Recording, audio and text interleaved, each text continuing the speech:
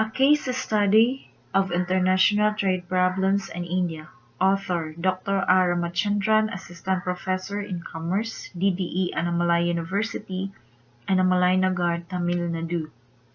Presented by Eva Laura Gudmaling of Management 218 International Marketing. As an introduction, many developing countries fear that the liberalization of international trade in services will put them at an even greater disadvantage in terms of their government sovereignty and of developing their domestic service industries.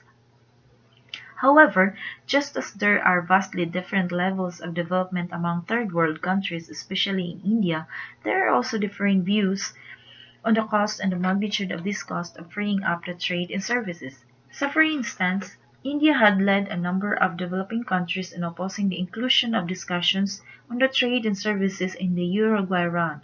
Yet Hong Kong and Singapore are less adamant on this issue, and to some extent they invite the talks. Broadly speaking, both developed and developing countries benefit from a liberalization of trade and services in terms of efficiency and competitiveness. The industrial countries would accrue large trade benefits from more liberal trade and services, since services constitute a large portion of their total exports.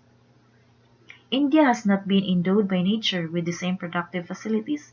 There are differences in climatic conditions, natural resources, labor, and capital. Due to these differences, the country finds it advantageous to specialize in the production of some specific commodities. Such a specialization would not be economically practicable but for the possibility of exchange of surplus production through international business. It takes place when buyers find foreign markets cheaper to buy and sellers find them more profitable to market their products. Thus, more effective use of world's resources is made possible through international trade. So factors confronted to international trade. There are many important factors designing the overseas trade such as the amount and type of resources within a country, distribution of purchasing power, and influences of political factors. In fact, in the present day of global trading system, it is politics that dominates the system. The distortions in the pattern of trade are created and maintained by the governments of different nations for reasons for differing domestic policies. The pros and cons of trade are perceived by people and the governments differently in different circumstances. In order to understand the global trading system, it is significant to know who trades with whom, what, and why, and how it has changed over a period of time. Modern international trade began with the Industrial Revolution and the decline of mercantilism. As the industrialized nations became richer due to their control over manufacturing commodities and trade, they began demanding and producing more sophisticated and expensive products. They found that the only feasible sources of the goods they wanted were from other countries, and were also the only countries rich enough to buy the new manufactured goods they were producing. Thus, India has had a major challenge in the changing composition of imports and exports when effects of independent India, our economic policy started becoming clear. Then the India and GATT. India has been the coordinator of developing countries in the GATT for several years. After 7 years of negotiations, the yearly round of multilateral talks were conducted on the 15th December 1993. The comprehensive agreement has been reached between the US and the EC and the GATT negotiations make the success of the round and all delegations were approved. The Uruguay round tried to liberalize world trade in goods and services.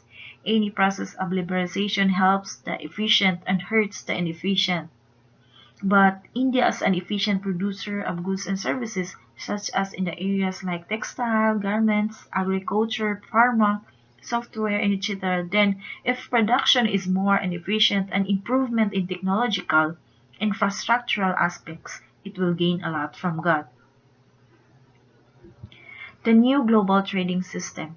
Although imprecisely defined, economic globalization has almost become a catchphrase at the end of the 20th century, and for good reason. Globalization is a multifaceted phenomenon. It covers a range of trends in economic, finance, technology, business, and international relations, which may be mutually reinforcing but which have diverse origins. As conventionally understood, international trade and capital flows are central to the globalization process. Although the capital flows are important in their own right, trade in goods and services has captured a great deal of attention. Along with rapid technological developments, especially in information and communication technologies, telecommunications, and transport, international trade has been a significant driving force behind globalization. Trade has contributed to the enormous benefits that have flowed from mutual interdependence among nations and from integration of the global economy.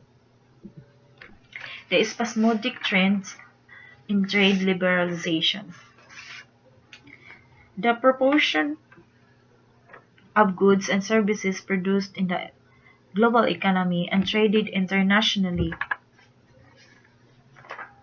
progressively went on expanding. International trade now encompasses a large share of commodities than it did at the beginning of the 20th century. Their share has risen from 20% in the late 19th century to more than 40% at the end of the 20th. Trade in services has swelled from insignificance to nearly one-third of the total global trade. Against the background of a general decline in direct trade restrictions, market openness has increased significantly over the preceding half-century.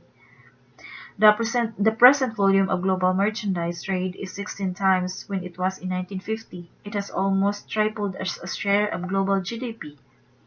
Trade in service transaction has also grown at a rapid pace, becoming one of the fastest growing components of the world trade since the early 1980s.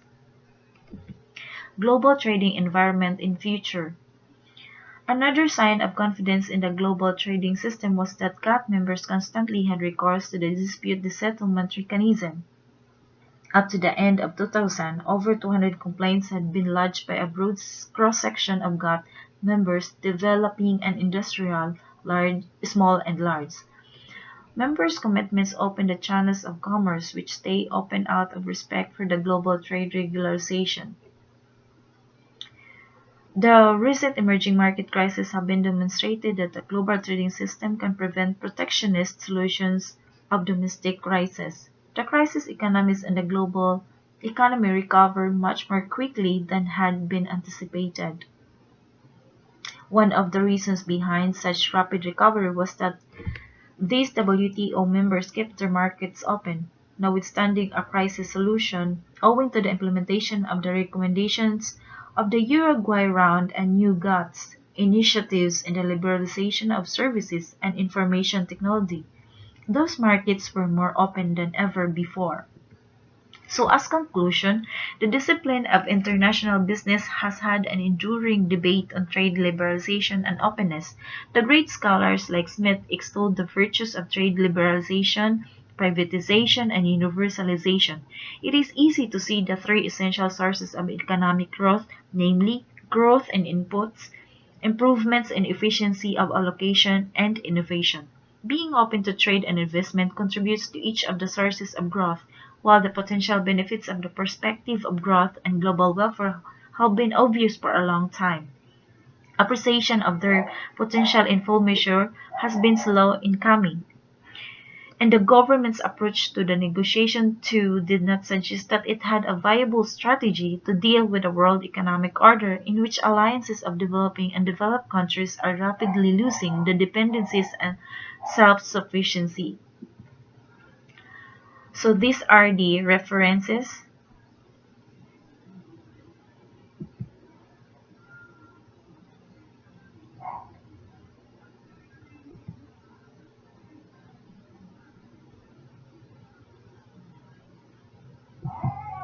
So thank you so much for listening. Maraming salamat. Daghang salamat.